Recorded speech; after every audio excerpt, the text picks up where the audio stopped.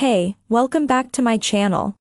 In this video, I'm gonna talk about top 5 best mirrorless cameras.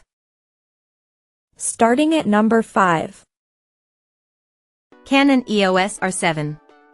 The Canon EOS R7 is like one of the camera giant's full-frame EOS R cameras, only with a smaller APS-C sensor.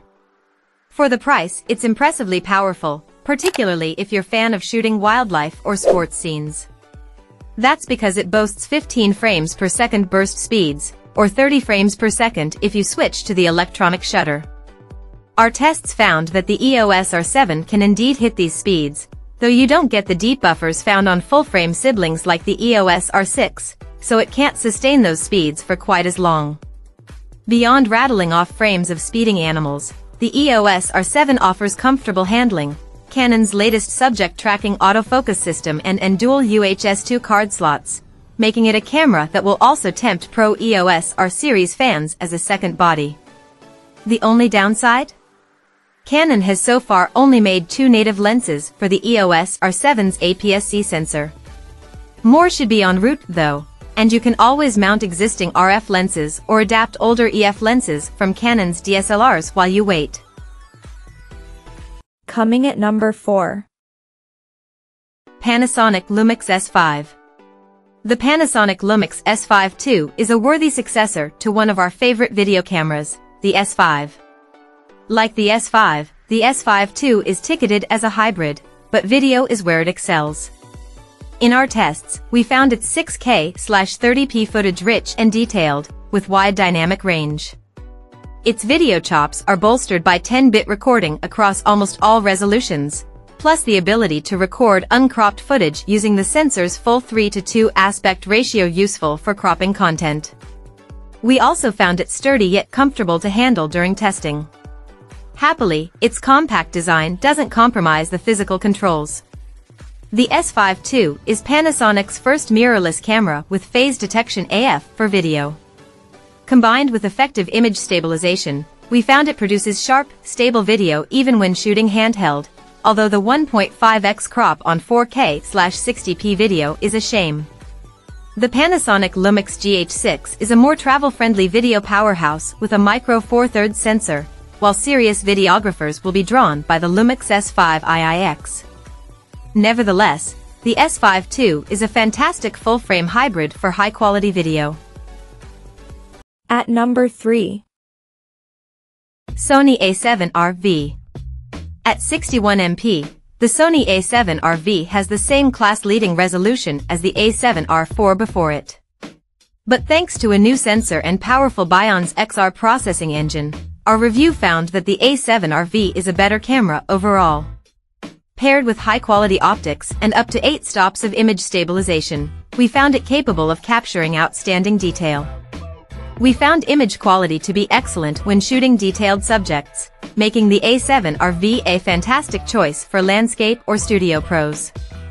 In our tests, its AI-powered real-time recognition AF wasn't foolproof, but it could reliably lock onto a range of subjects, working particularly well with people even in wider scenes. Its articulating touchscreen provides useful flexibility when it comes to framing, while the EVF is as sharp here as on the A7S III. If you want a high-spec full-frame powerhouse and don't mind paying for it, the A7R V is a serious step up from its predecessor. But if you can't afford the best glass, want to shoot slow-mo 4K video, or simply don't need such high resolution, you might find better value in the A7 IV. Number 2 of my list. Canon EOS R10. There are cheaper mirrorless camera for beginners, but none that can match the versatility of the Canon EOS R10. From our tests, 2 features set the Canon EOS R10 apart for learners: its 15 frames per second burst shooting rate and powerful subject tracking autofocus, which operates across 651 AF points. These 2 features combine to make the R10 a fantastic performer in a range of scenarios, particularly when subjects are fast-moving. We found it particularly good at tracking the eyes of subjects.